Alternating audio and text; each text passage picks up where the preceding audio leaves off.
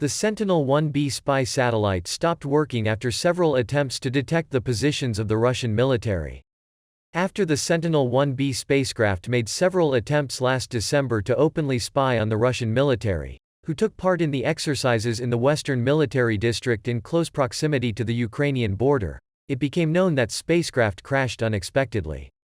It was assumed that it would take up to 2 weeks to fix the problems. However, after a month and a half, all attempts to regain control over the satellite systems ended in failure.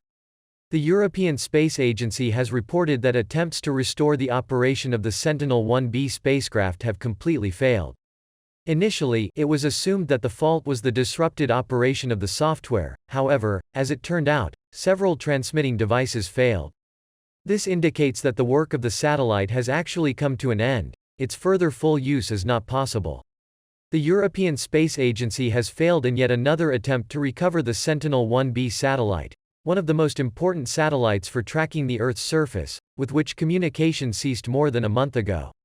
The Sentinel-1B remote sensing satellite is part of the European Union's Earth tracking program to collect information on, among other things, environmental protection, climate change and natural disasters.